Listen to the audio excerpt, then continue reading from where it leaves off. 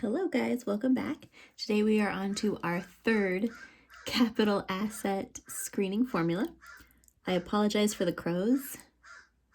They have been doing that for the last 30 minutes. There just doesn't seem to be a good time. So I think what happened is there's like a baby crow that maybe fell out of its nest because of the wind, and it's down on the ground in my yard, and the parents are very vocal about no one going near it. So I went outside to try to help it. Oh no. They dive bombed at my head so fast. So we're just leaving them alone, but they're very loud. I'm so sorry. Anywho, so we're on to the MPV method. This one considers the time value of money.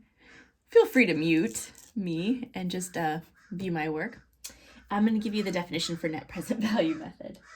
The net present value method discounts net cash flows to their present value. So you read the section in the chapter it talks about discounting future cash flows. So all these capital assets are going to be generating future amounts of cash for the company, right? So those amounts are in the future. They're 1 year out, 2 year out, 3 years out.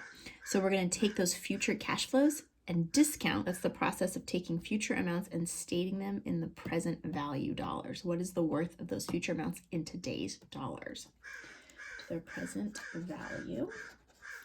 And then compares that present value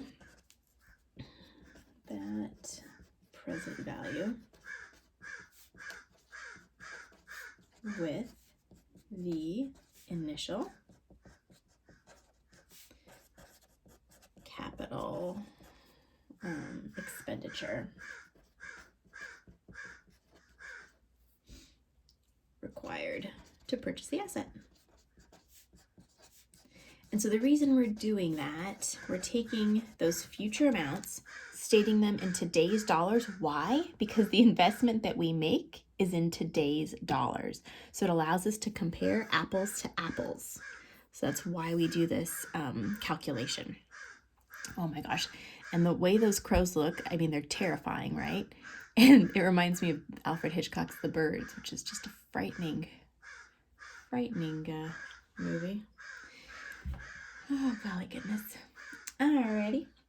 So I'm going to do a little flow chart here that will help you, hopefully. So your decision process when using this formula, decision process, is to take your present value of net cash flow, subtract that capital investment, whatever the purchase price is for the asset in question, okay, equals the net present value. And we'll work through with a formula, but right now you can just see the flow chart process. So this NPV has two options, right?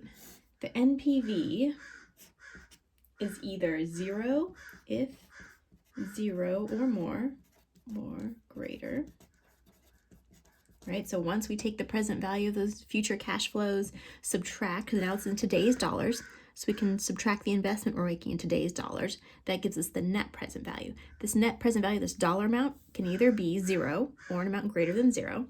If that's the case, after we go through our calculation, we recommend that management accept the capital proposal. Okay, if less than 0,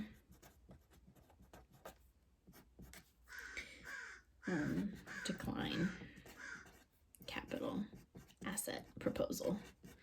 And the reason for that is you're going to see when we do this discounting of cash flows, we use a rate of return that management gives us and the problems that'll be given to you.